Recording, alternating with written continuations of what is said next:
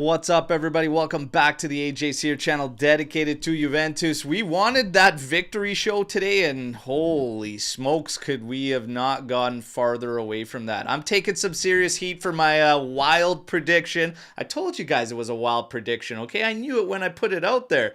But don't shoot the messenger here for trying to manifest some goals out of this team, okay? So it was a wild prediction, and we saw nothing close to it, all right? But we're going to cover it. We're going to talk about everything in the aftermath. And, of course, look ahead to the match against those scumbags coming up this weekend, okay? But I got Anthony Trim with me, and, of course, our special guest today, our guy, Luca from JFTV, all right? So we do have a little bit of tradition here. Let's give him a warm AJC welcome, all right, to Luca here. But tradition is we love hearing how new guests became fans of Juventus. And after you do that, maybe spend a little time for those of the AJC Army that don't know who you are, just saying what you got going on right now, brother.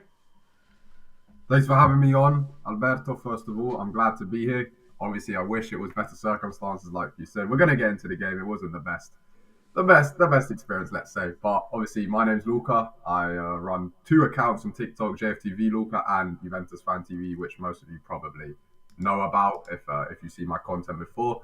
And how I became a Juventus fan. It's not the most exciting of stories. It's simply my dad supports Juventus. My mum doesn't care about football. I was forced to support Juventus as a kid. So that's how I became a Juventus fan. And ever since, I've been repping the black and white. And it's been a great experience, to be honest. I've loved every second of it. So, yeah, that's how I became a Juventus fan. That's beautiful, man. That's beautiful. And, of course, well-known. And you see Christy Millie coming in here saying, big fan of yours. Okay, obviously known for the TikToks. But you got a new kind of project also going on now. Tell us a bit about that. Yeah, so you might have also seen, I'd probably say the most popular sort of concept is the guest the players behind me. That's with the Soccer Archive, big football company. Shout out to them every single time. We create very different sort of content that you see on my TikTok. So if you want to check out more football related, not just Juventus, not just Italian football, go check them out as well, because that stuff. And we got some big stuff coming out soon as well. We filmed a lot of cool stuff in Italy, which will be out in long form on YouTube very soon. I'll keep everyone updated. There we go. There we go. And, of course, you know, everyone, the Miretti comparisons will never leave you, all right? I got to know, though, have you ever played it up at some point in time? Listen, man. Tried to get on the bus one time? Did you try getting on the Juve bus sometime? Unfortunately, I haven't tried that one yet. If I do, I might end up in prison. However, I'll be honest, I've used that before talking to the ladies, and it's worked a couple times. Oh, there you go. There you go. There you go. All right. All right. So we're happy to have you here, like I said, regardless of the circumstances. Wish it was better. Maybe the next time it will be during a victory show, okay? But this one, wow.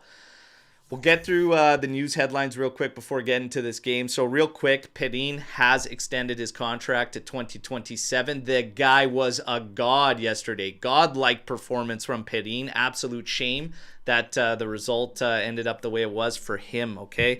Luis, apparently no injury. Apparently avoided injury. However, Sky Sports has reported a contradiction saying that Luis will be one of three missing the game against Inter, also Cole Miners and Nico Gonzalez. We got more reports about Nico Gonzalez today stating that it's actually going to be longer and it's going to be November 2nd before we see him return.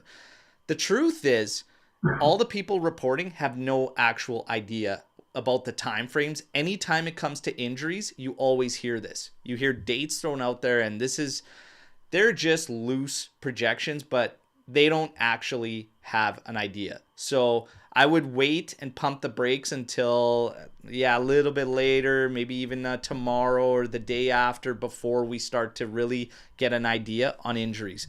But that's really it as far as the news, other than all the media outlets ripping every single player on Juventus right now, and absolutely none of them are good enough, which we know isn't the truth, but that's the way it is around Juve, all right? When it's good, it's great, and when it's bad, it's the worst. So that's why we're here, to kind of give it a level-headed fan view, all right, and talk about everything. The match itself, starting lineup, Luis had to get taken out of warm-ups. We had Perin, Savona, Kalulu, Danilo, Cabal, Fagioli with McKennie and Thuram in there because Luiz had to get taken out, and then you had Conceição, Yildiz, and Vlahovic rounding this one out. Now, we do have to stop here and talk about this one because I said immediately when Luiz was taken out, I would have entered in Locatelli, moved Fagioli up. I definitely wouldn't have gone with Thuram and McKennie both there. It seemed unbalanced to me.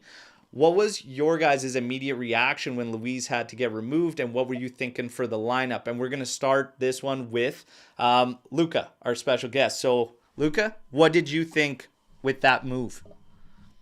I actually agree with you, Alberto. I think that midfield three of Fagioli, McKennie, and Kefren Turam was the most imbalanced midfield three we've seen this season. It almost looked as if nobody sort of knew their role in the team, and it was disorganized, you know. I think that Locatelli should have started over Thuram as well, or maybe even done something like a Fagioli, McKennie, and then Yildiz in the 10. I'm sure we're going to talk about Yildiz a little bit later, but I just don't think that balance worked at all in the midfield, and you sort of saw it. I did think Kefren Turam played well at the weekend, though, in the Serie A fixture, but I don't know, the balance, it just wasn't there, you know. Yeah, it wasn't there, and then I think how it played out just kind of, it was evidence that that was the wrong call made by Motta there. Trim, were you thinking the same thing? Yeah, I mean, you guys are both spot on. You could just see it.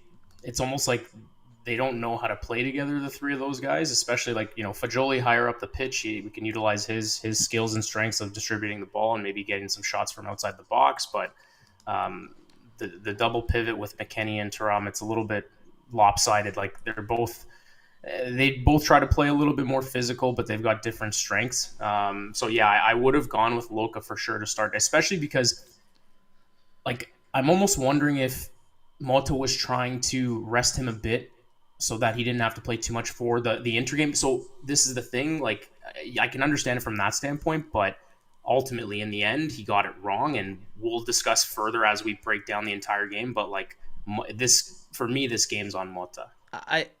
And we are gonna get into that for sure. I think, it's accurate to probably say there was definitely one eye on Inter with how this game played out and everything, and maybe some of those decisions definitely would give the feelings that we were looking ahead, and that's probably not the best decision in a situation you're at with a new team, like a lot of new faces and everything. But of course, we'll go through this. I'm not going to spend a lot of time reliving this. We don't want to relive this too much, okay? So first half, I've been talking about something, and we're going to talk about bad trends. And, it's right there in the headline for this game. Is it a one-off, or was this coming? How many times as of late here have I been, not liking the way we start off matches? This one was no different. The opening 11 minutes, they were all over us.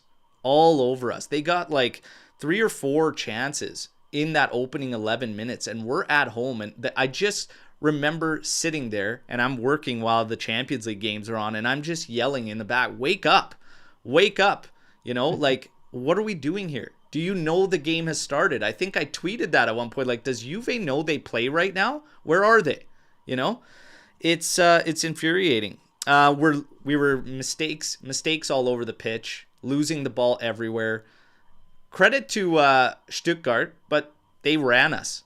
They just played physical and ran us. And how many times could the guys that we're, I almost give a pass to the forwards in this game. And the reason is, how many times were they getting the ball with the ability to actually look forward, and actually in positions where they can do some damage. Chico tried his best, and we'll talk about substitutions, but an awful first half of play.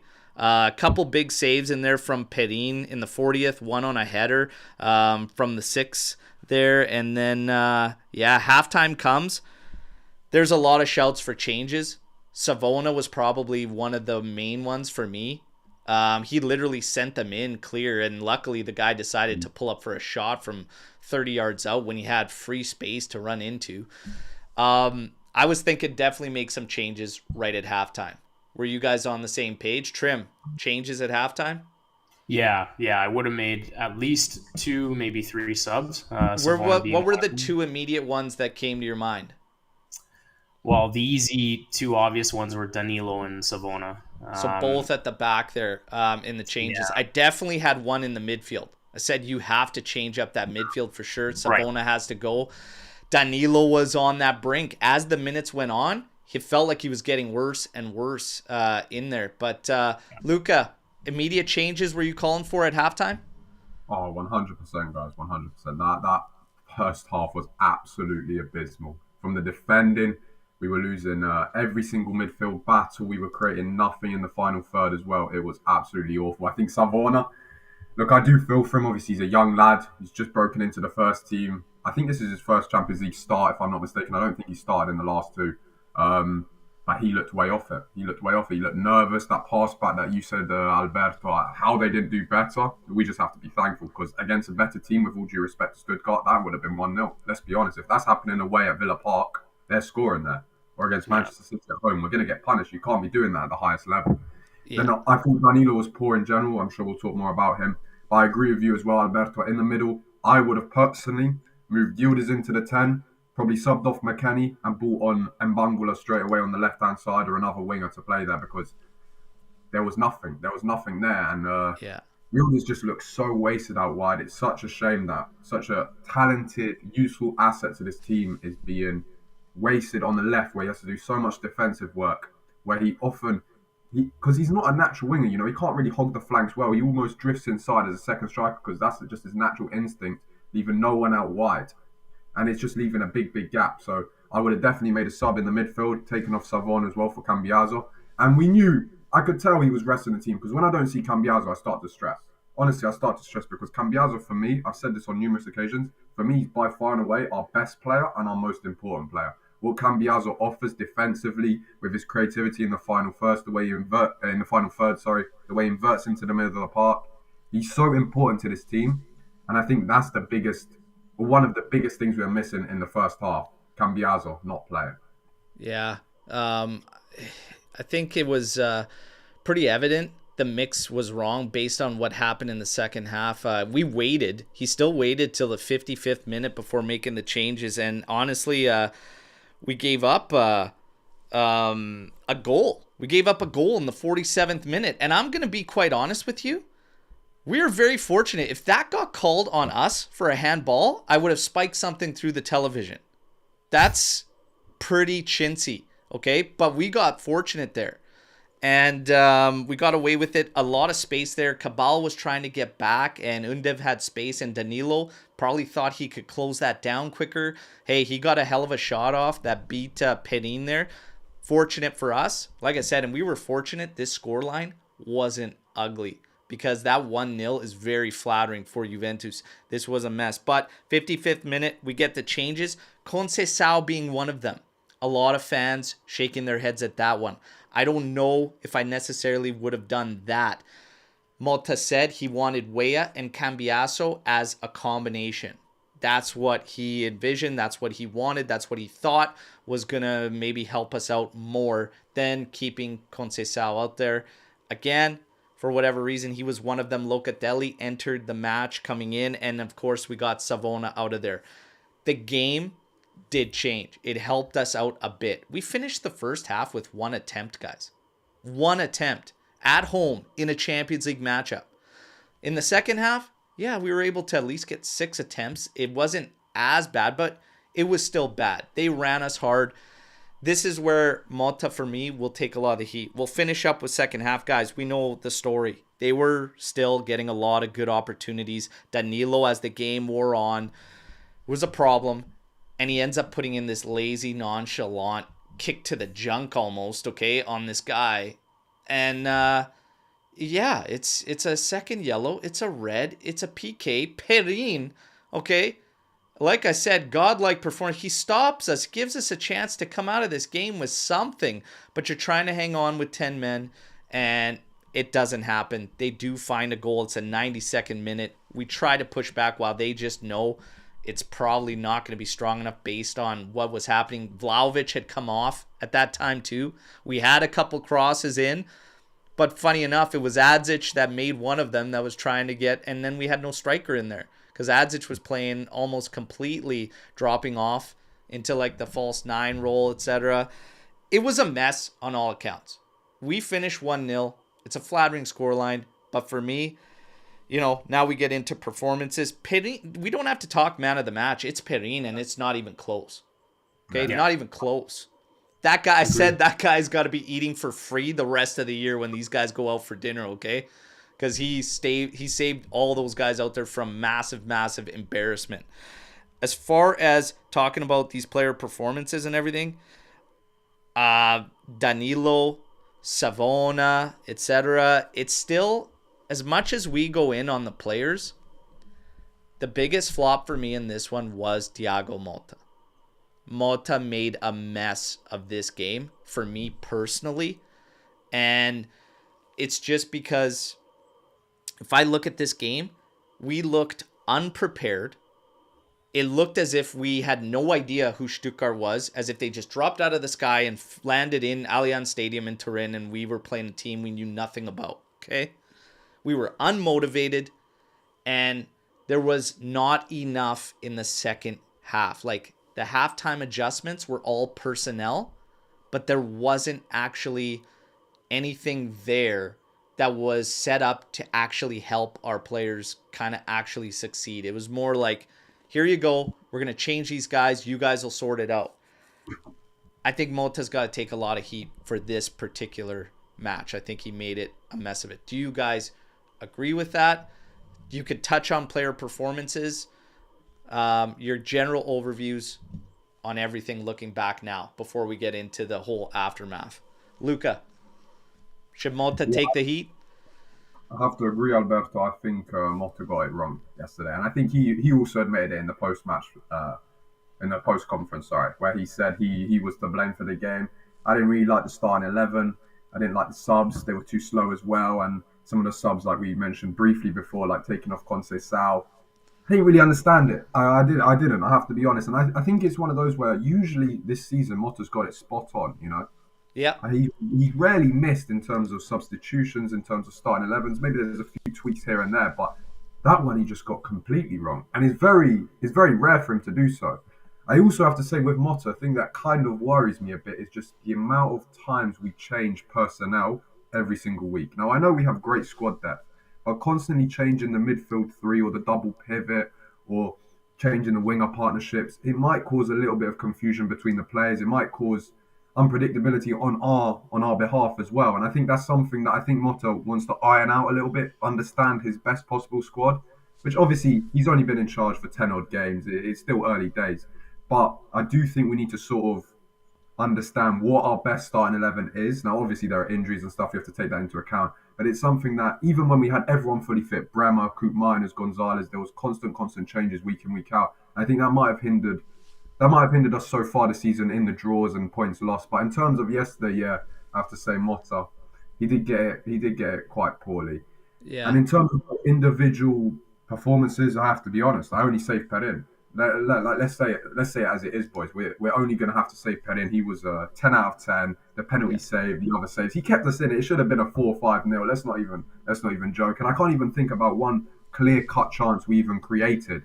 That ball from Adzic across goal that, like we said, if Vlahovic was playing, he would have got onto that. But Yildiz made a run across goal to the front post instead of staying on the second post as well. That could have been a goal. But really, I don't know, guys. Do you think of any other chances that really come to your mind from yesterday? I can't think of it. There was two shots Yildiz got off that were still like low percentage to score. Like that's really it. Like there was a volley from Thuram at the top of the area, but it was like he didn't connect with it well at all. And I actually think Stuttgart went the distance and countered us on that one. We've got him in the box. We take a volley, hit.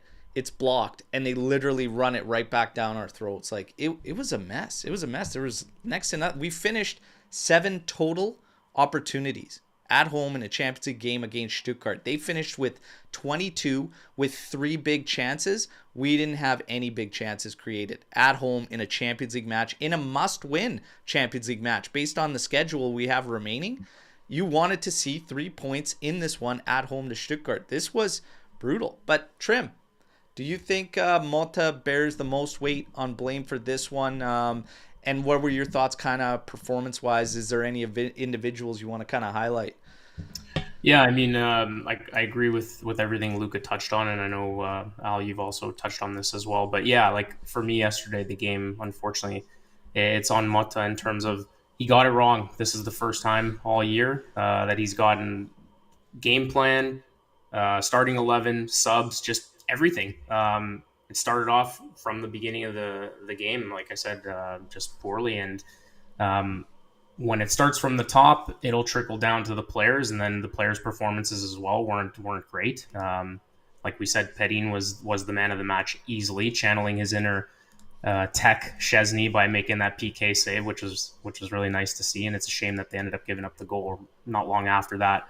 But yeah, I almost wonder if a lot of it had to do with overthinking going into the weekend's match against Inter. Like I really do think that played a big factor into it.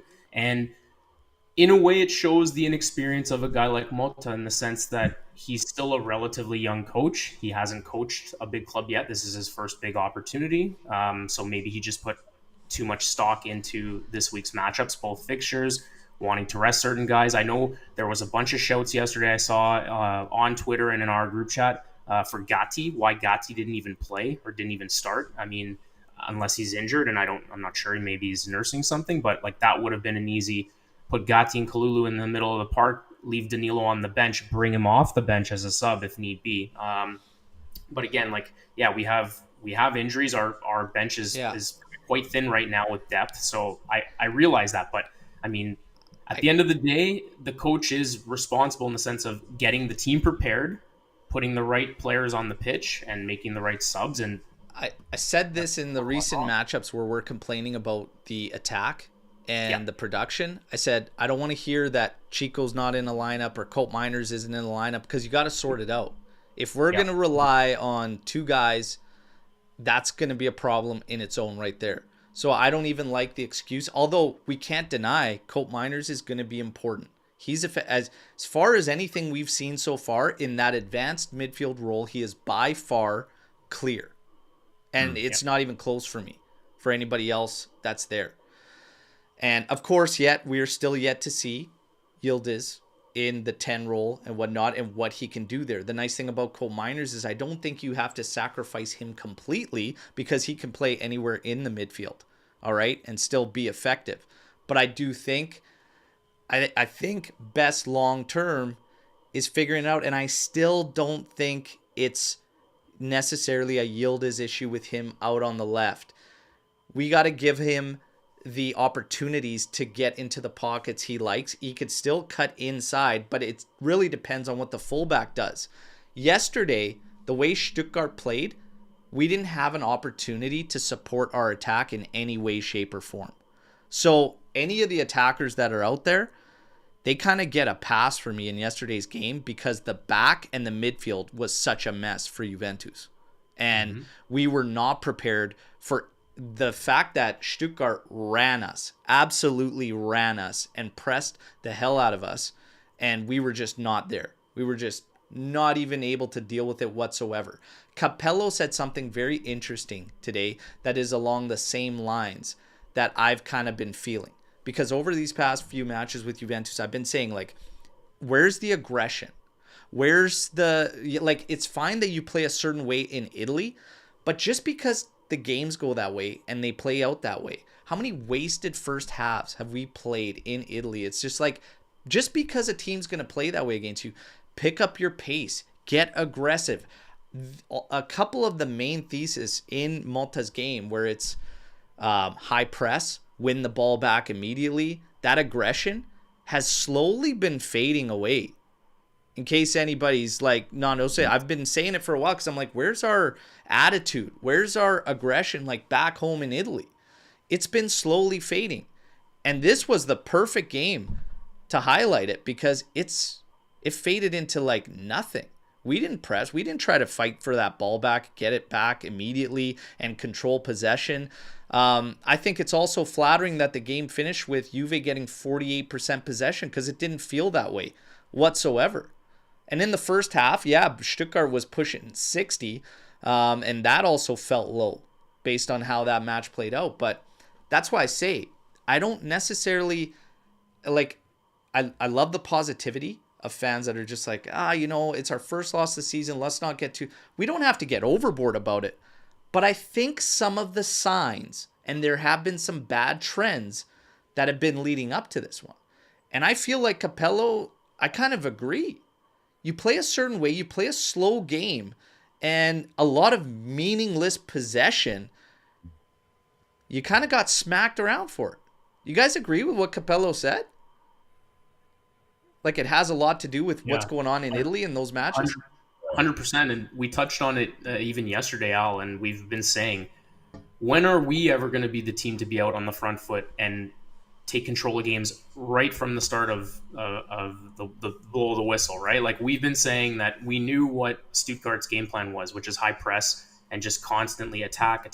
So we knew what to expect. We said we got to hit them on the counter. But when is Juventus? We're waiting for them to be the high press Motta style gameplay. Like we've seen it in flashes, but we haven't seen it in the beginning of games to start, especially in Serie A. Like you said, it's more of a slower pace, slower tempo game.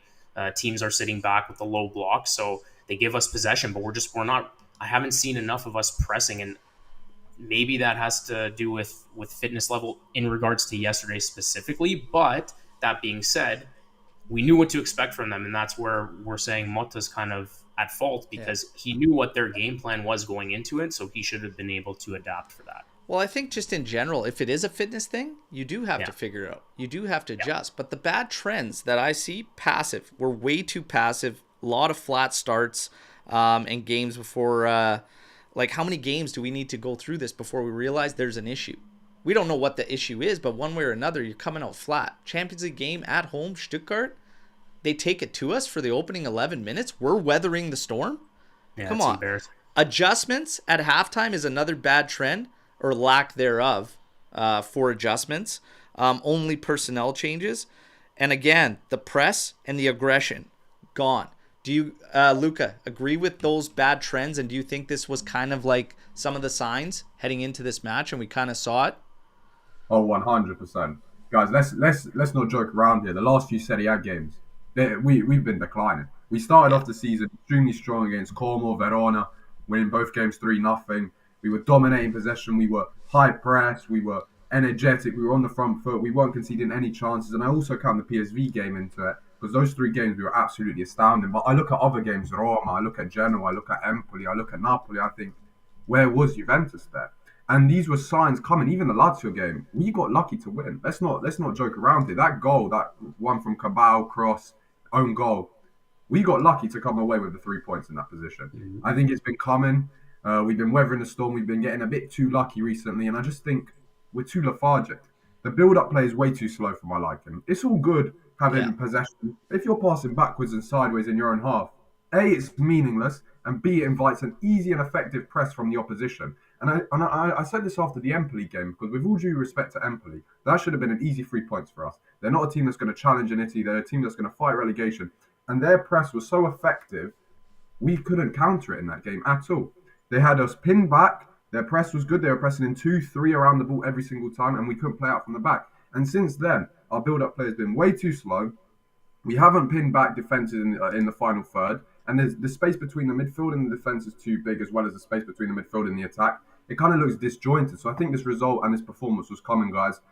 And a lot needs to change, honestly, because if we want to challenge for the Scudetto, if we want to go far in Europe, and I keep reiterating this as well, I think people forget we're playing in every single competition this season. We got the Serie A, we got the Coppa Italia, the Supercoppa, the Champions League, the Club World Cup next year. There's so many fixtures, guys, and we really need to start improving and adapting our game if we want to go far in all these competitions. Yeah, exactly. There has to be something that you're evolving to as a team. So right now, for me personally, again, just my feelings, I feel like we came out of the gates good and it was quick. We felt very quick to implement Motta's ideas. But I think it's safe to say we have plateaued and there hasn't been that next level to it, right? And a lot of the emphasis has been put on the players, the individuals. Oh, our signings are not doing anything. These guys aren't good enough. They were bad pickups. Nico Gonzalez, who hasn't even really been out there, whatnot. I'm adamant it's not so much personnel, but a lot more in terms of attitude and like what's going on mentally and everything around this team, and maybe even physically and the training. If we know that Motta runs an intense training regimen, guess what? This is probably the learning curve for him, being over 3 competitions versus being over 1 competition. You can't run that the same. And maybe it's starting to show up very early in the season. And it might be a blessing that it shows up this early in the season, because that is something he's going to have to adapt. You can't train a team as hard as you did playing 1 competition when you're going to play 3 times in 7 days. It's not going to work. So, hey, it's a learning curve, not just for the players, not just for the new people, but Motta cannot just, be pushed to the side and say, no, like he's got to bear some of this weight. So yeah, eyes are going to be on him. And I think the signs were there, unfortunately. And many of us feel that way. The good news is I don't think the damage is that detrimental. And we found out now we're 11 games into the season, 3 in Champions League, okay, 8 in League. If you're going to find out, let it be now. Let's see the reaction. It's always about the reaction, okay? Losses have to be lessons. Hopefully, Motta and even the players figure this one out and we can move forward. In terms of Champions League, this was one you wanted to see 3 points. Lille, Aston Villa, Man City, like it is going to be a grind. It's going to be, you really, really wanted that 3 points out of Stuttgart. Let's wait and see. But they have to, again, it's not the end of the world to find this all out now. We have to wait to see what the reaction is. As far as Inter goes, well, confidence probably took a hit. I think it's safe to say, okay? I know one of the main, and you guys are already firing your Storm the Barn questions. I love it, okay? Starting lineup going into that game. How are you feeling? Who do you want to see out there? We have a lot of question marks around Colt Miners, Louise, and even Nico. Nico seems completely out. Colt Miners is a very, very high doubt there. Okay.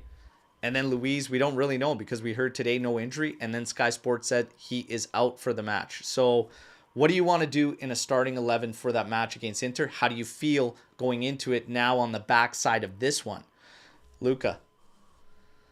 Yeah, as we said, guys, I think it really depends about who's available. Are we basing this that Douglas Luiz, Coop Miners, Nico Gonzalez are all unavailable? Or am I gonna factor in that Coop Miners could be available to play? Or is it confirmed 100% that he's not playing, guys? Colt Miners is up in the air still right now. Louise is really weird because we've heard complete different sides of it. But Colt Miners, I'd probably form a lineup looking without him being in there, sadly. Well, yeah, that's a big miss, obviously. But I would probably look at a team.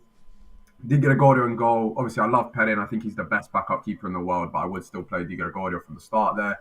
Cambiaso right back, Kalulu, Gatti, and Cabal as the back 4. I don't really think there's much room for discussion in the defence there. I think that's our best possible back 4. The midfield is really where it's, for me, the most interesting bit and the toughest bit to decide is the double pivot.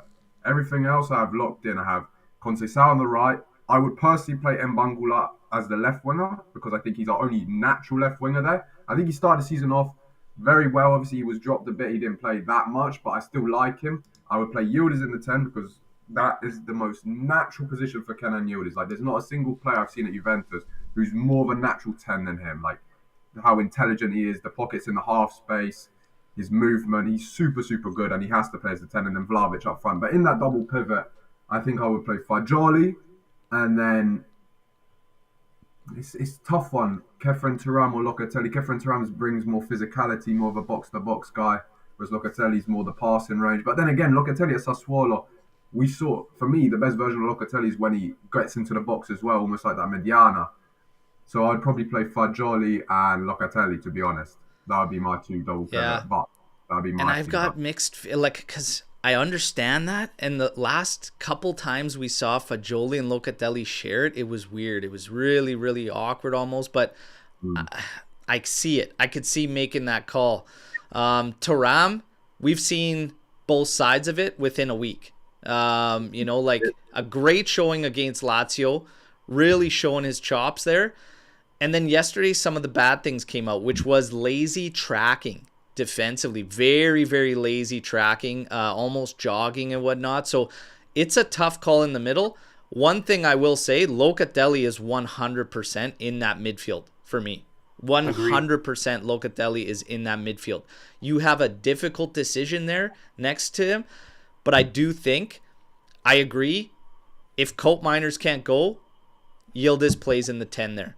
Yildiz plays in the 10 there. At the back line, I'm not even thinking twice about it. Cabal, Gatti, Kalulu, and Cambiaso. 100% locked in at the back. Chico up on the right. I guess Mbangula on the left. And then Yildiz up top. Or Vlahovic up top. That's pretty much it. You don't have a vice Vlahovic. And we're not going to do these changes. Adzic against Inter, just coming back from injury. Not enough minutes. I don't want to hear that one. That's pretty much the lineup. Trim, what are you thinking? What would you do in the midfield? That seems to be the main spot where we're all kind of out of sorts on what we would do. I think we all agree on the back line in net. Obviously, it's striker position.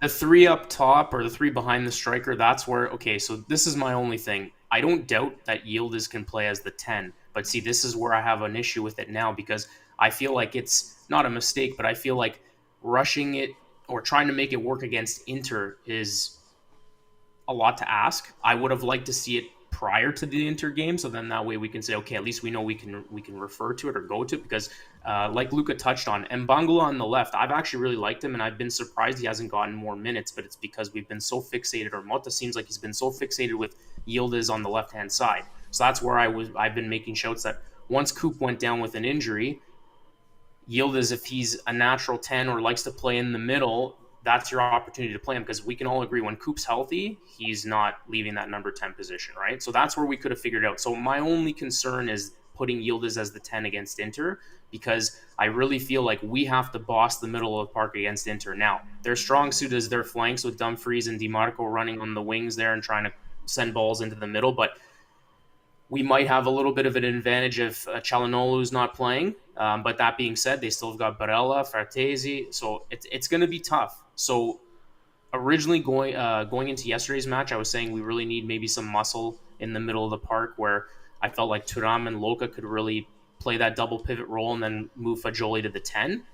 But now after seeing yesterday with Thuram and McKennie, it's hard to say. I definitely, the mainstay is Luca. Luca's going to be in the middle of the park, and Fagioli, I would personally put Fagioli at the 10, and then it's either Weston or Thuram, I guess, on the other side. But I kind of get the concern there, but honestly, I'm not really feeling it because I think Yildiz would be fine, even though there's not those minutes there ahead of it.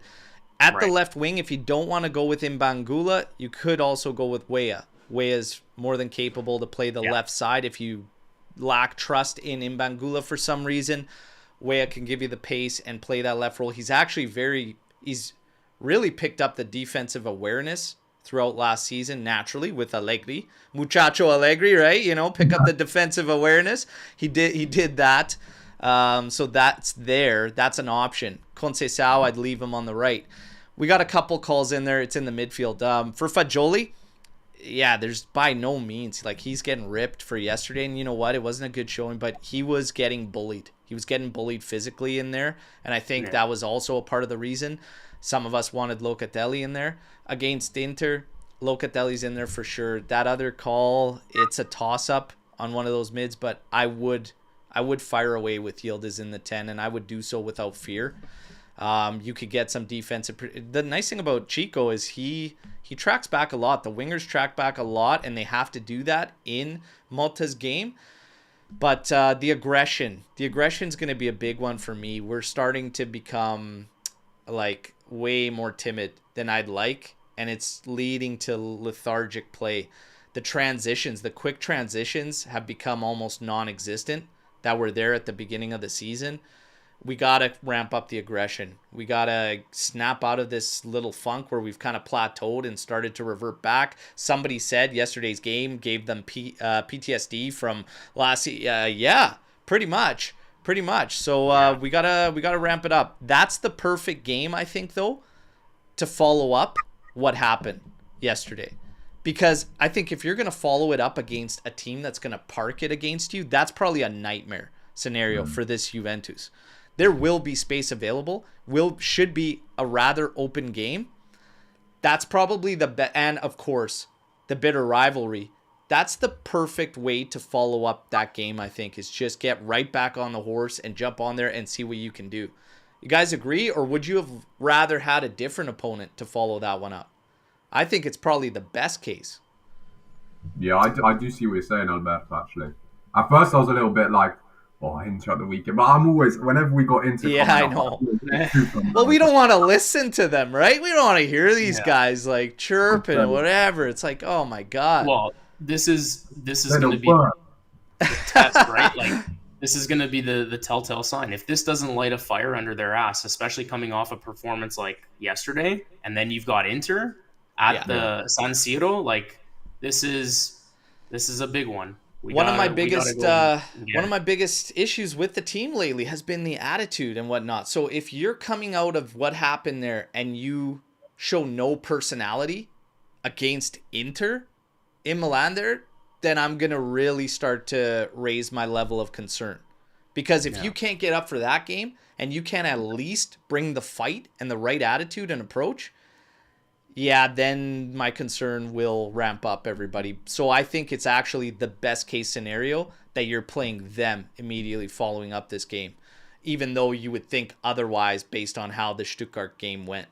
Hey, it's up to it. I want to touch on one thing too. I think there's a lot of people that are looking at the loss of Bremer and thinking it's not as big based on how the defense has held up and whatnot, but there's a bad trend there too. And his loss is massive, I think, in a manner that's not necessarily showing up completely in stats. But this is the thing. The psychological effect of losing Gleison Bremer. That you go into every game with an absolute beast at the back that is going to clamp down whoever the hell is going against him. He ain't losing physical battles. He's like, that's a big loss psychologically.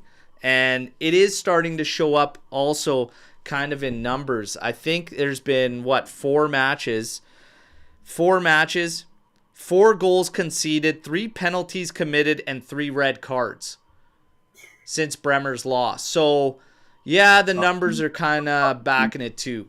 It's not an excuse, but I don't like completely downplaying like a loss like that. It's showing up. It's starting to show up. And Danilo in coverage, certain games, I think we've learned if he's going to be around and he's going to be one of the guys that's backed up, it's going to be certain matches. And definitely can't be against an opponent that's going to run and gun like that, because as the game went on, he faded, and he faded a lot. And everybody at the back looked shaky. Everybody looked shaky yesterday. They just were not prepared for what they were getting out of Stuttgart. And, it's ugly. But the Bremer loss, we can't just brush it off and say that there isn't going to be effects there, right? So I don't like using it as excuses. It's not an excuse.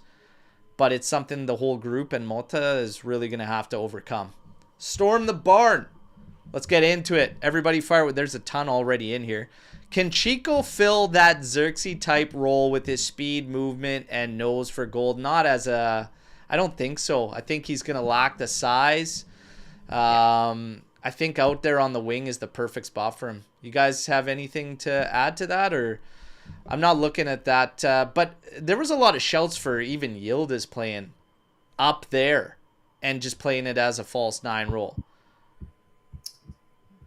Yeah, I mean, for me, I think the biggest thing with Chico is we lose his speed on the flank if we put him in the middle, and the size. Those are the two obvious glaring things that out of a number nine, I like Yeah. a little bit more size. And, he doesn't have to be the fastest guy, but just has to get into those open spaces. So I see what Pino is talking about, but we need to utilize his strength on the wing which is his speed. Let's just twist the question up a bit, and let's just say, like, what do you see as an alternative to Vlahovic? He can't play every single match. What do you do in that match? What's your ideal solution right now with who we have?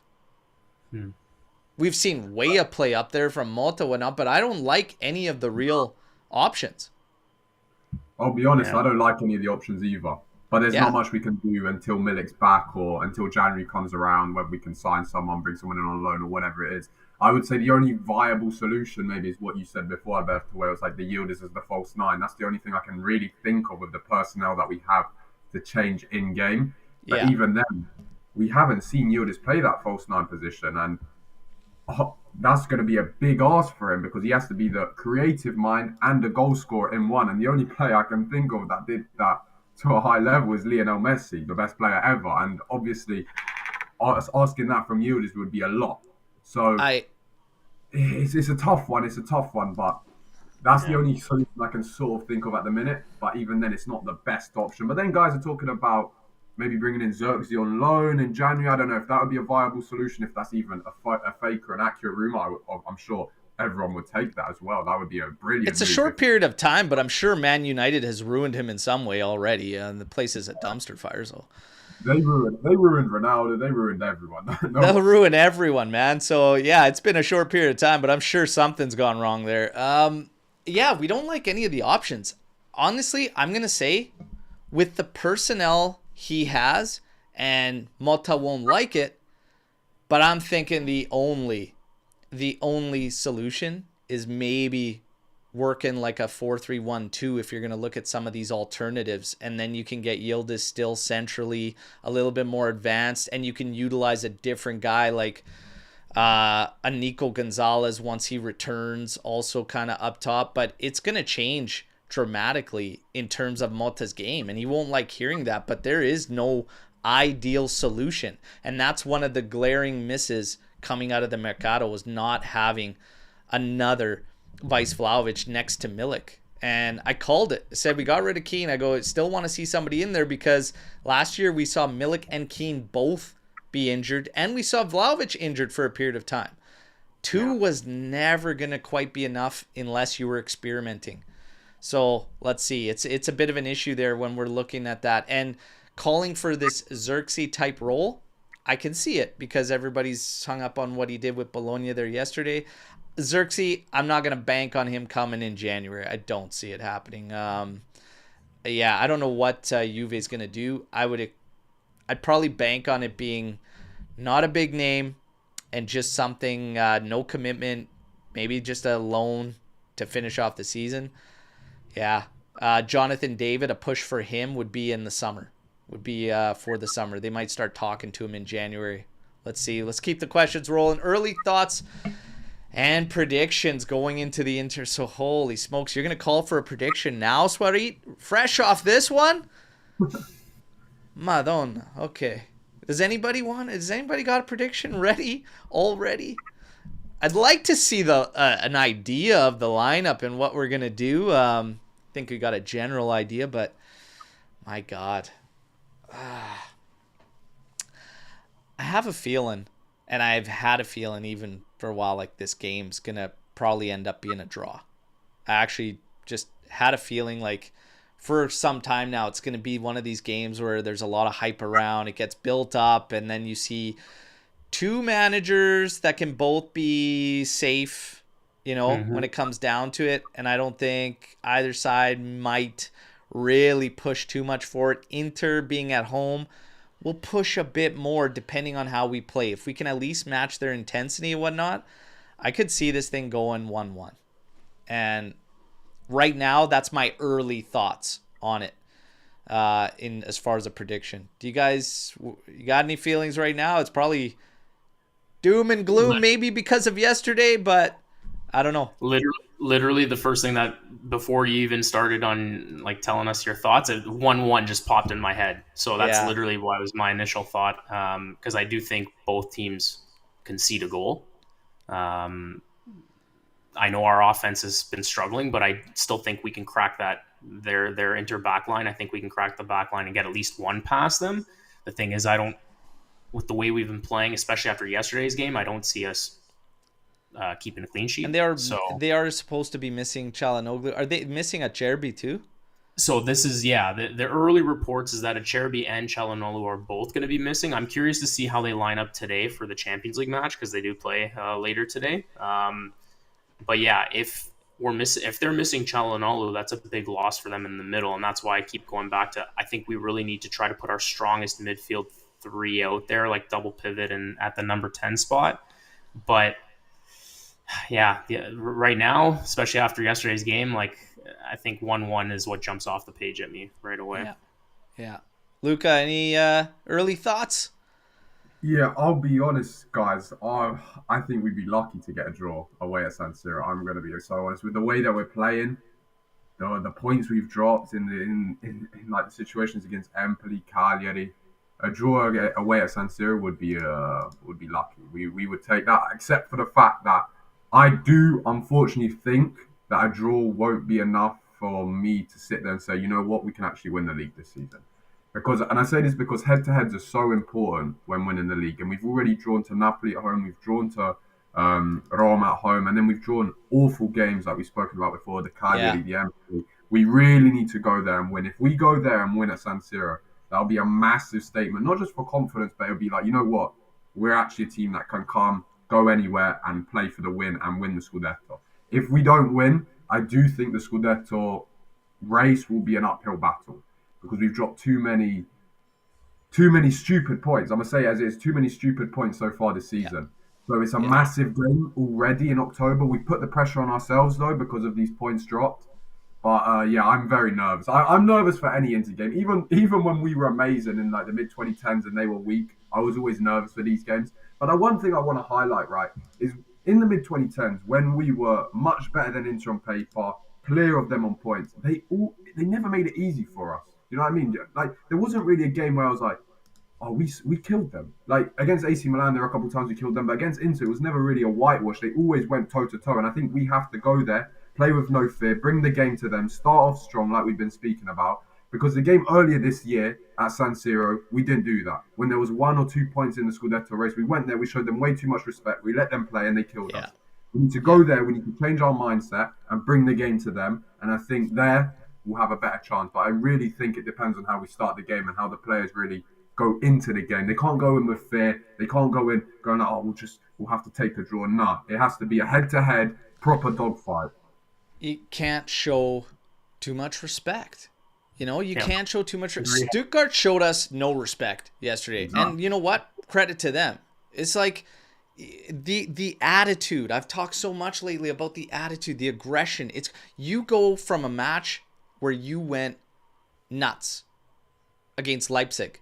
Okay? You're down a man. You went after it. You showed balls. And you've gone completely in the opposite direction since. I thought I was so pumped on that game because I was like, man, we showed we are not scared. We are going to get after it. We haven't gotten after anything since. Yeah. Exactly. And that's the biggest thing that annoys me right now around this club is where is that attitude? Where is that, take charge mentality? Like, let's go and get it. You talk about wanting to dominate the game, wanting to be on the ball. You're talking about all these things, but sooner or later, talk is cheap. Start showing it again. Get it done out there. I don't want to see any respect given to them on the weekend. Get after it. Go at them. If you play with any kind of fear, any kind of, just timidness, like it's not gonna go well. Get after it. Go at them. Let's see. Hopefully Motta lights a fire under these guys and he kind of brings it himself here. I don't know what the reasoning for it is. Like I said, physical conditioning, whatnot, but I agree with Luca 100%. We got to get after it. We've got to get after it against them. And we'll know. We'll know in the first 15 minutes how that's going to play out. I think it's exactly like yesterday. We'll know in that opening 15 minutes. Right I away. want to see us. I want to see us match them in that opening 15 minutes. Not weather a storm, but meet them level. And if it goes back and forth for the opening 15 minutes, then I'll know, okay, we're there, and we're with them. So yeah, but the early thoughts and early feelings, yeah, a little bit weary, and that's natural after what happened yesterday. But like I said, maybe a blessing in disguise. Swarit saying feelings about the next 3 in Champions League with Lille, Villa, and Man City. Well, we knew and we called this out from the beginning of which the games that were going to be difficult and which ones were going to be, lighter for us. Stuttgart, we all called should be 3 points. Okay. That's gone by the wayside. Lille, we knew we had to be weary, but that's a winnable game. Very winnable game. City, we knew was going to be, holy smokes. How is Motta, a guy that likes to possess the ball, how's he going to react in there? Okay, it's going to turn into a completely counter-attacking game for him. We got to see. We haven't really seen that from him. And so far, yesterday was the closest opportunity we had to see it, and it wasn't a good reaction. Villa will be difficult as well. Now, out of these 3 games, Lille is a must-win. Lille, you have to win. You have to win that game. Agreed. There's nothing else about it. Villa and City could easily be defeats. They're just going to be tough matchups. I don't know what else to really say about it. Guys? Yeah, for me, I can see 2 scenarios. I can see a combination of 4 points in those next 3 matches, or I can see 6. Ideally, we need the 6 out of 9 to finish top 8. If we want to secure a top 8 spot where we don't have to play a playoff game and we just qualify for the round of 16 right away, straight out of the group, the round robin stage, we need 6 out of 9 there. That's a lot to ask. That would be a win at Lille and then a win at Villa Park. Because I don't see us beating City. But I can also see a scenario where we beat Lille, tie Villa, and lose to City. So it's either going to be 4 points for me or it's going to be 6, one of the two. That's kind of the early sense that I get. To give an idea, if you get 4 out of those 3 games, that puts you on 10 points, okay? Right now we're at 6 through 3 games, which is good for 11th, and there's still a bunch of games going down today, right? Opt Apollo, we talked about that yesterday in the preview show. They say 15 gets you into that top 8. After City, it's going to be Club Brugge and Benfica. And, yeah, it's Club Brugge, Benfica we have a terrible record against. Okay, but winnable again, both those winnable. We can be very close to that 15-point threshold. We could probably finish around 14.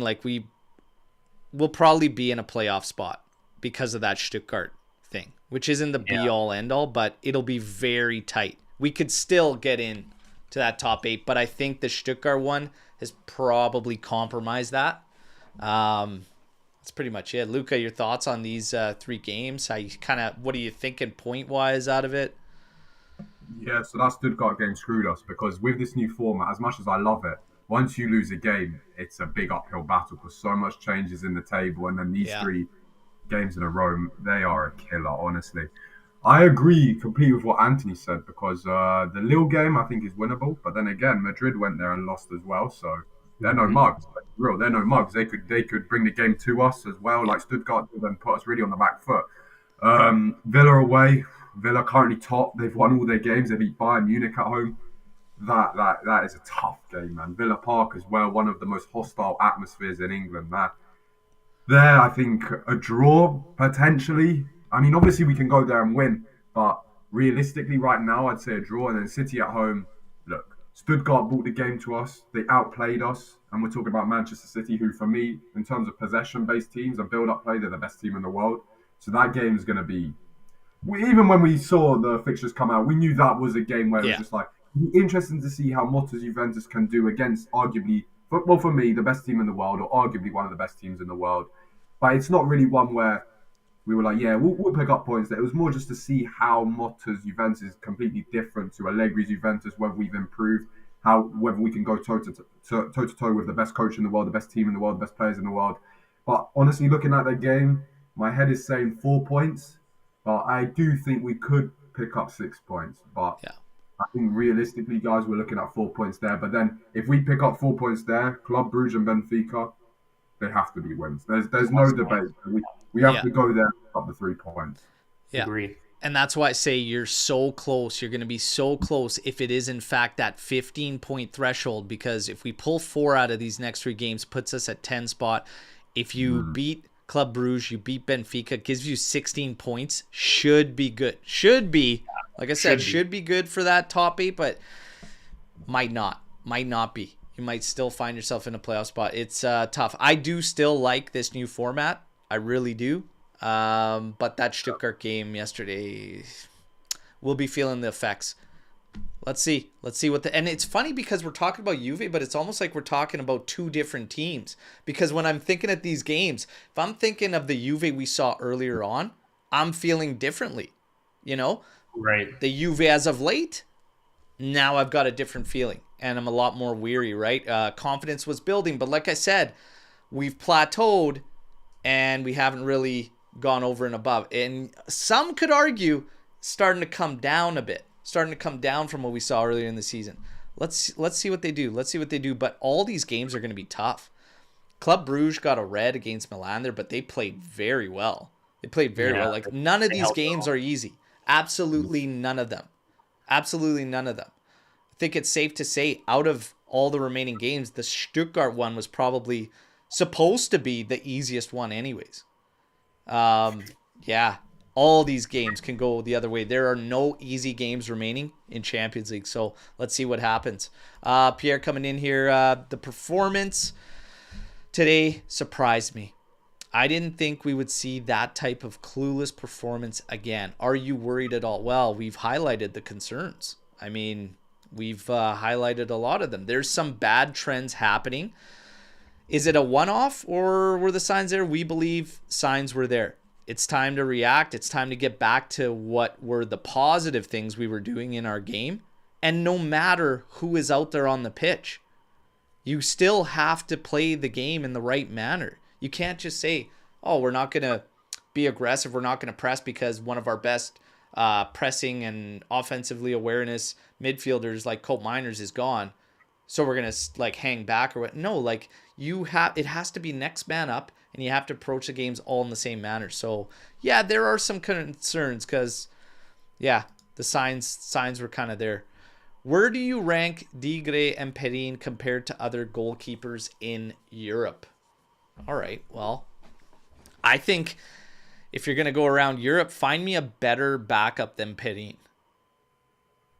Yeah, that's easy to state right off the hop. Like I see us as having 2 number ones.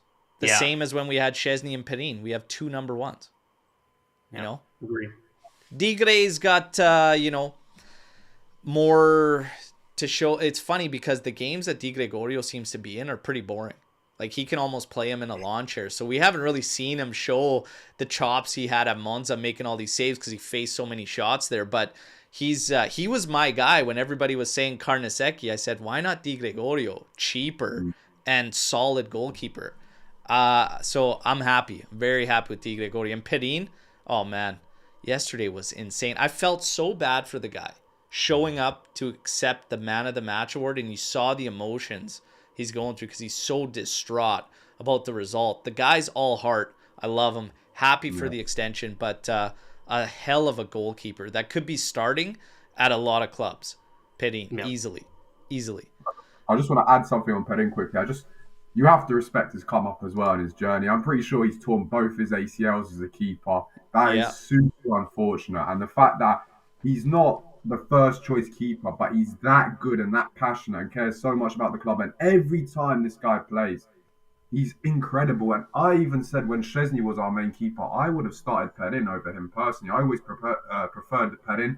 And I think one thing that we have to realise is how fortunate we are to have two goalkeepers that are technically so sound, ball playing goalkeepers, modern day keepers, which no other team in the world has. No other team can say that their second keeper is technically that good and that good as a modern day keeper. And I think we're super, super fortunate to have them both. And honestly, they rotate most games. I think they're both pretty content about that. Whether Perin starts, whether Di Gregorio starts, us Juventus fans, we're like, we can keep a clean sheet. We're pretty confident in both of them. And that's probably one of the best things we have at the club at the minute, to be honest. Yeah, yeah, that's great. And people forget about the injury struggles he went through and whatnot. But yeah, Perin's an absolute beauty, absolute beauty. Very happy with that extension. Less work for us to do too. Neville, do you think Xerxes in January is a real possibility? Even if it is, would you like that move? I would like it. I just don't think it's possible. You guys think it's possible? Anything's possible, I guess. But the journalists will tell you it's possible for sure. If you talk to any of them, oh yeah. I mean, unless somebody hacks Juve's account again, Arda Güler would be a solid pickup. Yeah, anything is possible with Man United. I mean, I wouldn't rule anything out, but it would have to be like loan with option, and then even at that, like I don't know, man. The purchase price, what they bought him for this summer, I don't see us having or splashing the cash to purchase him outright at the end of it. But just for a 6-month loan, why not? Especially because we've talked about this in prior shows, Al. Like I mentioned, if he does come in, I almost wonder if David's not really a possibility in the summer. Like I know he's on a free, and again, it just depends on what that purchase fee would be. If Man United's desperate to really get rid of him because they feel like he's a complete waste of money now that they've purchased him and it's not working out, it doesn't fit the system, all that kind of stuff. I mean, anything's possible, but just from the outside looking in, I almost think we're better off, like you said, going after someone like Calumuendo, a younger guy, cheaper option for now, and then saving some money for the summertime and bringing in Jonathan David, which, by the way, I want to go on record. He will score against us in the Champions League match against Juve. I will call that right now. He will score against us. What are we putting on that? What are we putting on that? That David scores against us. It seems like all the targets that we usually get rumored with will... Yes. Yeah. He's in incredible form right now. Yeah. He's in incredible form. We're gonna have to make a wager about that one. Trent. Yeah, we'll come up with something. Luca, Xerxes. I mean, would you like the move if it was a possibility? Because we all kind of feel like it's not a possibility, but would you like the move? Yeah, for sure. I think most of us would like the move. He offers something very different to Vlahovic, a technical player that likes to drop in deep, play with his back to goal. And I think the way he performed under Motta last season, I always thought, like in the back of my mind, if Vlahovic was to leave in this summer, I think we would have gone for Xerxes because that would have been Motta's man. And I have to say, I think Man United are the worst run club in the world in terms of big club, and they're stupid. But I don't think they're that stupid to just give him on a straight 6-month loan until the summer. Yeah. But I do hope Xerxes performs very poorly with Manchester United, because even if we were to even maybe go for him next summer, obviously we've spoken about other players, Calumuendo, Jonathan David, Xerxes' market value is going to drop. So I think he's Serie A proven. He suits Motta's style of play. It could be an option next season on a cheaper deal than Manchester United bought him for. But yeah, as much as I'd love Xerxes in January, realistically, I can't really see it happening. Yeah. I think just in general, what I've been saying with, I see like not a bigger name, something just kind of makeshift to finish the season. We spent 163.8 million euros this past summer. It's going to be tighter business for the next little bit, unless a big sale happens, but nothing would happen like that until the summer. So again, for spending, it would depend. And a lot of, this situation around Vlahovic, I'm just going to prepare everybody for a little bit of a timeline, okay? We're waiting for the renewal talks. We've heard Giuntoli say that the desire from both club and player is to continue together. Take absolutely everything you hear with a grain of salt, okay? Because I've told everybody, Vlahovic renewing, working out the money to lower the annual cost actually helps Juve in a sale situation as well. So I'm just going to put forth a little bit of a timeline to prepare everybody, okay? So it just goes like this. You get your renewal talks they've started. They've begun. Both parties want to continue. The average salary gets dropped. Okay? They work it out. Juve pushes for the sale in the summer. It's just what I feel coming. Okay? It's just, that's what I see coming. Whether it comes to fruition or not, let's wait and see. But I've got a feeling. Now, we'll keep it rolling. We got a few more. We got, a little bit time left for a few more. This is how I think the team should start Sunday. Di Gregorio, Savona, Kalulu, Gatti, Cambiaso, Fagioli, Luca, double pivot, Yildiz as a 10, Weah left wing, Chico right wing, Dushan striker. I'm going to be quite honest with you. I'm absolutely fine with that if that's what we decide. My only thing is Fagioli and Luca as a double pivot. I think it's one or the other. I would personally, against Inter, go with Locatelli, and then I'd look to one of Thuram or McKennie to round out the midfield. That's my only thing with that lineup. My only thing, as we were talking about it earlier. I do like that lineup, though. And I think this is exactly almost, other than Weah at left wing, what you had, Luca. Yeah, I think my biggest criticism of that lineup that Neville put out is Savona's going to get rinsed by DiMarco. Savona can't play away at Inter. Actually, I just caught that. Cabal Cambiaso is my backline. Cabal Cambiaso. Savona struggled so much against Stuttgart, I don't even know who their left winger was. I'm not putting DiMarco on Savona there in that game. It's, no. That's my only thing. And the midfield. Yeah. We're all kind of the same. Yeah. Savona, just got to take a breath there. Take a breath there, youngster, and then we'll get you time to regroup. Time to go back to wing backs. So Alex P's been shouting for the 3-5-2 and says we're still built for that.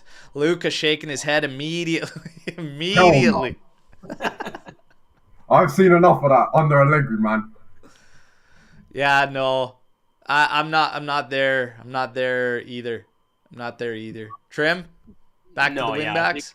I think you can make some subtle changes in the middle, like maybe a 4-3-2, a 4-3-2-1 or 4-2-3-1. Like you can make some shifting around in the middle and with the guys out wide, but I would never go back to a 3-5-2. I still stand firm. A lot of it is up here, you guys. A lot of it is up here with how this team's coming out and playing. I don't think it's as much personnel and all this that we're talking about. Where's the aggression? Where's the press? Where's winning the ball back? You want to dominate, you got to do what it takes to dominate. So I'm not ready for that. Danilo, at his age, it's a shame he's a player for Juventus. And not including Gatti in the defense against Stuttgart is questionable from Motta. Yeah, there's a lot of things to think about. Was he trying to... Remember how Danilo entered the Lazio game? We gave him credit for how he entered because he was pushing the tempo, and it was respectable. We gave him props. We gave him credit on this show. And maybe it was like a bit of a wake-up or a little bit of a shake-up to the guy that has been wearing the armband a lot, Gatti, and say, hey, you know what? I'm going to follow it up with that because he showed what we needed throughout that entire match that wasn't there. And he maybe got slapped around for it. Okay, but it was questionable. There are questionable calls from Motta. I didn't think it was going to sting us that bad, though. Danilo in yesterday. I'll be 100% honest. I didn't have many problems with the lineup going into it other than the midfield. Did you see it coming, Luca? Did you see it coming, Trim, with Danilo at the back? Were you thinking, what the hell's he doing at the start? I wasn't. Against Stuttgart, not necessarily, to be honest. I didn't think he'd have too many problems in that game. But the one thing I'll say about Danilo is I've never been the biggest fan of Danilo, to be honest. I've never thought he's been an amazing footballer. How he's played for Real Madrid, Man City, and Juventus is very flattering for his ability, right? But the one thing I'll give Danilo props is, under Allegri, he was a consistent player. But we need to factor in that he played as a right-sided centre-half in a 5-back. Danilo cannot play centre-back in a 4-back. He can't do it at all. He's not technically good enough. He doesn't give enough defensive coverage. It was okay as a right-sided centre-back because you knew, okay, there was the wing-back tracking back as well. Then you had two centre-backs covering in case he gets skimmed or he's out of position or he messes up. But in a fullback, if Danilo needs to see the pitch, he has to be as the right back in a game against a not a good opposition at all. Yeah. We can't focus on Danilo. He can't be a player that's like we can rely on too much. And I'll be honest, this should probably be his last season at the club. He's just not good enough for this level at the minute, and he's aging. You've seen it with the Brazilian national team as well. He was absolutely dreadful for Brazil in these friendlies just gone. He can't play at the club anymore. Like, I respect Danilo. He's always one that played for the badge, loved the fans, and I respect any player that bleeds black and white and speaks highly of the club. But when it comes to footballing ability, he's not he can't be playing for Juventus going into 2025. Yeah. Yeah, this has got to be, I think, the season for Danilo. We all kind of agreed. I just didn't like the thing with him going in January. It made no sense to me. We're looking for help. We're looking for more support in the back. You can't get rid of him in January. I respect the hell out of Danilo, but yeah, the time is coming. But the left side, him being on the left side was questionable. I think he could do it, but just, yeah, I think part of it was the surprise of how Stuttgart hit us like so hard and whatnot. You probably did feel, like I said, we felt fine with Danilo going into this game. It played out differently, and yeah, he's just struggling. He shut down his social media accounts too. Some people ripping him for that, saying that's not captain, whatever. But if he's gonna get just absolutely slaughtered and abused and whatever, like, no player should really. And people got to draw the line. Like, when I see people screenshotting their DMs to players saying, like, pretty harsh shit. Like, I mean, it doesn't have to get to that level. That's what this show's for. We just come here and do it, But he has deactivated anyways, and it is what it is. He's having a rough go. He's having a rough go in Brazil, too, like, for the national team. Keeps getting starts there, and he's getting absolutely slaughtered. So it's just a really, really quick just downward spiral right now for Danilo, and I don't know if there's going to be an end to it. We'll see. Luis, if he's fit, does he start on Sunday? If he's fit, do you play him? I'm going to be quite honest. I'm still leaning towards Yildiz as a 10 in that game. If Cope Miners can't go, I'm still leaning towards Yildiz. And I don't start Luis based on how things have gone against Inter. Yeah, I agree. Yeah, I was trying to think if maybe you play him as one of the pivots, but just because of his poor run of form lately, it makes it difficult to put him in that position. I'd rather just have him come off the bench as an option, but yeah, I know. Especially, I know nothing serious, and that's why he didn't start yesterday. Just, it would have been nice to see him in that game, but I wouldn't start him. Just the way things are going, not been able to get it going, and then not fit for that one yesterday. Yeah. I'm just gonna say no. Tuna Steak saying Luis will get into starting 11 versus Inter and be the surprise of the week. Okay, so making a comment with his Storm the Barn that Luis gets in there and he's going to be surprise of the week. You know what? From your lips to the football gods, man, because this guy needs to wake up. So, yeah, if it happens, hopefully that's when it goes down. Forza Juve with the craziest prediction I've ever seen. 10-0 against the Inter. It's okay. There you go. Listen, before we kind of start to wrap things up, okay, and we had a lot of fun despite the result and everything here. We're happy to have Luca join here. We've been trying to make this happen for a while, so it's awesome that it has. Got a lot of fans, the mutual fans here, and asking us, please bring Luca on the lives more. Hey, we would love to. Hope Luca had a good time here today before we kind of sign things off. And we'll see Luca in the green room and discuss more, hopefully make more content happen for you guys. But is there anything, Trim, Luca, that you guys want to bring up that maybe we didn't discuss, or a Storm the Barn question that you might have to ask the Juve community? Is there anything you want to bring up that maybe we didn't touch on with this Juve so far and everything? Trying to think. Can't think of anything right now. No, nothing off the top of your head. I think it's kind of just one of these things. You've got fans right now that I'm not seeing a great divide like there has been, over the past 3-4 years that we've been accustomed to. Okay. Right. Very aggressive, pro and cons to Allegri over that tenure. Okay. It was very, very aggressive. There's very little of that right now with a great strong divide.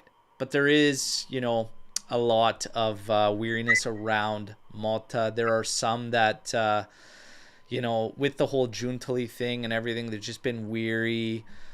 I've got this thing right now with this Juve where I feel like, and you can see it in me, I'm always the optimist when it comes to Juventus. Okay. I always try to even with the predictions when I know they're outrageous, and then people, oh, look at what you called. Yeah, I don't care, man. It's my team. I love them. Yeah, I want them to go out there and win 4-0. What are you talking about? You want me to sit here and say, hey, man, we're going to lose. We're going to lose 2-0. No, that's not me. I'll go into every game optimistic about the club I love, right? But there is this weariness that's starting to grow right now, and it's all for them to prove. That's just the reality. We are in this transitional phase, but one thing that's kind of bothering me is I see the numbers thrown around now. The trend I start to see now is that people are throwing the amount of money Juventus spent in the summer and quickly equating it to guaranteed results and winning everything this year. And for me, the criticisms of Motta from game to game, are fair and have been fair. We've said he hasn't gotten much wrong. That's the first defeat out of the opening 11 games, but he did get it horribly wrong. But there have been some bad signs he needs to get correct. But to simply throw the number out that we've spent, that roster needed serious work. Right? I think we can all agree there. 100%. And I don't think it's fair to just simply throw that lump sum out there and say, you have to get this job done. So I'm just going to reiterate my expectations at the start of the year. They were for Juventus to fight for the title, be in the top 2 spots. Okay? Fight for the title. You might not win it, but fight for the title. But most importantly for me was be a team that can show they can be a thorn in the side of anybody that they measure up to. So far, the only time that's happened is yesterday, where we were not up to it by any accord in that match. I still feel overall happy, but I hate seeing the numbers thrown out there and said it has to equate into immediate success. Do you guys feel the same way? When people throw that number out of the transfer mercado of 164 million spent, you've got to win? Yeah, I definitely do, and I think it also ties into our previous manager, his tenure here, and the style of play, and our style of play now. Not at any point so far, albeit 10, 11 games into the season, have I said to myself, this is as bad of a game style-wise what I'm watching compared to what I saw in 3 years or 4 years of Allegri 2.0. I know there were some shouts yesterday. I saw someone had the audacity to say yesterday's match was worse than Maccabi Haifa. I almost drove off the road, literally almost drove off the road, because I was like, were you not watching that Maccabi Haifa game? Are we for real right now? But anyways, all jokes aside, it kind of all part and parcel, right? And it goes back to even people saying that Coop Miners is a complete bust and waste of money. It's guys, unless your hair is on fire, chill. The season just started. Motta just came in. It's easy to, go with these crazy outlandish takes. I get it, but I just, like you said, Al, I think we were all almost similar, on the same page in terms of expectations. And yeah, just yesterday was a little bit humbling, so to speak. And if anything, this is going to be a perfect example for Motta to build off of and say, okay, I got everything completely wrong. It's going to happen, but try to minimize how often it happens. And like I said, I think we can find ourselves pretty fortunate to say that it's only happened once in 10 or 11 games, right? So yeah. That still overall within expectations. And Luca, still within expectations for you. And what were your expectations from the outset? Do you match that with what they're saying with the transfer window? Yeah, so going into the season, my expectations were to fight for the league, like you said, Alberto. But it was more not just to fight for the league or win the Coppa Italia or go far in the Champions League. It was more seeing an identity in the way we played football. Because with Allegri, there wasn't that style of play. There wasn't an identity. It was more low block, defensive. You go 1-0 up, you try and defend it, but there wasn't passages of play. It wasn't like Pep Guardiola's football or Arteta's football or Klopp's counter-attacking, devastating football under Liverpool. It was more like I want to see Motta implement his styles that he had at Bologna because I really liked his ideologies and mix it with a much better team than Bologna's, with all due respect, with the players we have at Juventus. It was more that. And I think we started off the season doing so. Obviously, we spoke about we've sort of plateaued in the intensity, the build-up play, the press, all of that. But I think he'll iron out the cracks, and I'm really not too worried. I do, however, think that football fans are very reactionary. We've all been there before where we've reacted badly to a loss or our heads have gone in certain situations. And I think these coming months for Motta are going to be very tough. I think there's going to be a lot of pressure. We got Inter away, we got Milan away, we got these big 3 Champions League games. So if a couple of results don't go our way, I wouldn't be surprised to see certain Juventus fans maybe scream for Motta's head, even though I wouldn't agree with it and I think it'd be completely reactionary. But I think that could be a possibility. However, I do think we need to factor in the fact that Motta's a lot of injuries at the minute as well. Not his fault. That's just unlucky. There were definitely players in the summer that Motta wanted to get that unfortunately didn't come to the club. Guys like Calafiori, maybe some other players he maybe wanted, and Giuntoli had to accommodate for certain other transfers. And also, I like to just remind everyone that one of the best managers in the world, Arteta, and one of the best teams in the world, Arsenal, it took a lot of time for him to implement his style of play of Arsenal to make them into a feared opponent. And I think it will take a little bit of time for Motta as well. I didn't expect him to come in, win us the league straight away, win the Champions League straight away. I think it will take a couple transfer windows, and I'm all for it. I love Motta so far. I have a couple criticisms maybe on his starting 11s or his subs here and there, but that's completely normal. Every manager can be criticised in these sort of moments, even the greats. So to be honest, guys, I'm looking forward to the rest of the season. And I think if we can fight for top 4, push for a quarter-final Champions League, maybe win the Coppa Italia or the Supercoppa, and have a good run in the Club World Cup, I think it would be a success, to be honest. Yeah, I think everything's still heading in the right direction. I loved all the work we did in the summer with the Mercato. Yes, we might have left one kind of spot vacant that should have been filled, but you know what? A lot of good work was done, and Motta so far, like I said, we got off the hop way quicker than expected. Now it's just ironing out the kinks, and that doesn't happen overnight. So, a little bit of patience going to be required. That is also difficult, and it's natural to make that difficult as not just a football fan, but as a fan of Juventus. And that's because of the success that they've given us and all the great memories and all the titles and everything. When you see that, when you witness that, when you live that, your patience level turns into this, okay? So it's natural. Don't worry about it. But we ride it through together, all right, through thick or thin. This was much needed. These become therapy sessions once in a while, but hopefully with Motta, we don't have many therapy sessions to go through, and there hasn't been many, okay? Little bit of work left to be done. Let's hope we sort it out, but we need a big reaction, and now we start the Derby d'Italia week, so expect some banter in some short videos. Expect it to fly back and forth, and I'm fired up. I'm ready. I'm ready for whatever is to come, but let's hope for a big, big reaction. Trim, always an absolute pleasure. Luca, fantastic debut. Happy to have you here. Everybody was happy. They're already asking for more. We'll make it happen, all right? Good luck in all your endeavors, everything you got going on, and we all love your content, man. Any words in signing off, brother?